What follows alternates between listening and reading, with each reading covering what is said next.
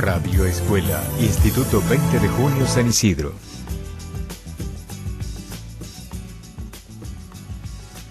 Del 20 de junio y vamos a hablar sobre el sonido. Primero vamos a hablar sobre el sonido desde el punto de vista musical, que el sonido desde el punto de vista musical es el elemento indispensable que utiliza el músico para poder expresarse.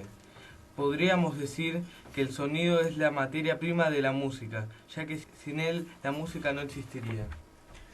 Yo voy a hablar sobre el sonido desde el punto de la física.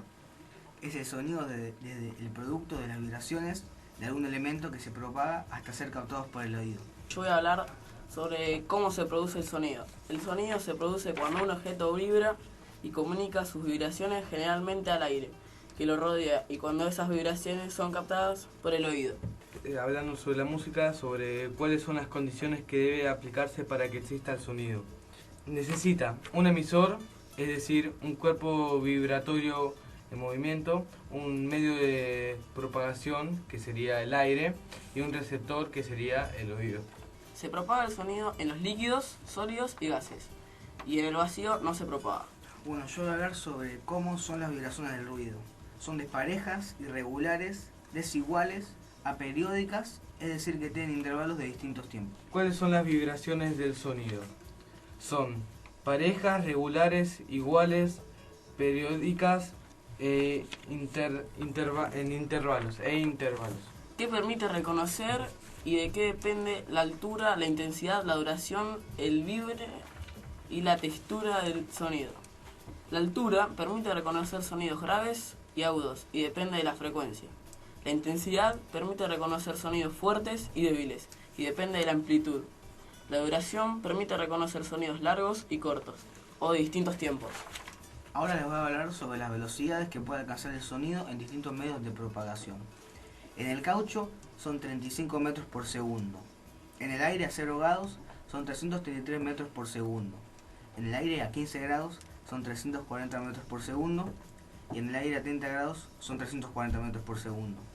En el agua son 1500 metros por segundo. En el hierro son 3000 metros por segundo. En las medetas son 4950 metros por segundo. Y en el acero son 5000 metros por segundo. O sea, esto significa que cada vez, mientras más duro sea el elemento, más se escucha. O sea, los metales se escuchan mucho más que en el agua o en el aire. Los sonidos según su origen se clasifican en naturales y artificiales. Son naturales todos los que provienen de la naturaleza, ejemplos, voz humana, voces de animales, viento, etc. Los sonidos artificiales son los que son producidos por algún elemento construido por el hombre, ejemplo, auto, guitarra, portazo, etc. ¿Qué permite reconocer el timbre? El timbre permite reconocer el emisor y depende de las características propias del cuerpo vibratorio. ¿Qué permite reconocer la textura del sonido? La textura permite reconocer sonidos lisos y rugosos y depende de la cantidad de elementos que vibren a la vez. Los sonidos lisos son los producidos por la vibración de un elemento. En una cuerda, la columna de aire, los sonidos son producidos por las vibraciones de varios elementos a la vez. Ejemplos, sonajas, palo de lluvia, maracas y cascabeles. ¿Cómo es el oído humano? El oído humano se divide en 3 partes: oído externo, oído medio e interno. El oído externo está formado por el pabellón u oreja. Es el conducto auditivo externo, se encarga de capturar las vibraciones. El oído medio se encarga de conducir las vibraciones hacia el oído interno. Contiene 3 huesecillos que por su forma reciben el nombre de martillo, el yunque y el estribo, el tímpano y la trompa. El oído interno está formado por los conductos semicirculares, el vestíbulo y el caracol, y contiene un nervio auditivo que se encarga de transmitir al cerebro las vibraciones, donde se produce una perturbación nerviosa que conocemos con el nombre de sonido. Radio Escuela, Instituto 20 de Junio San Isidro.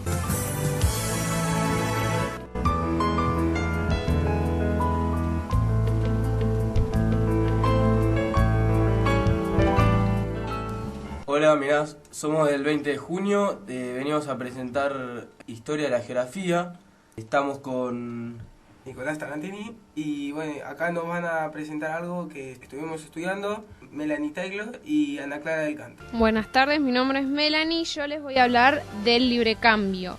El libre cambio es una doctrina económica que niega sentido económico a las fronteras políticas de los estados nacionales y que propaga el libre comercio como camino a seguir para alcanzar la prosperidad económica de los pueblos y la riqueza de las naciones. También permite la división del trabajo y la distribución de las producciones. El libre cambio postula que el comercio internacional es un juego positivo de que todos los países pueden resultar beneficiados. Bueno, nos despedimos. Chao. Chao.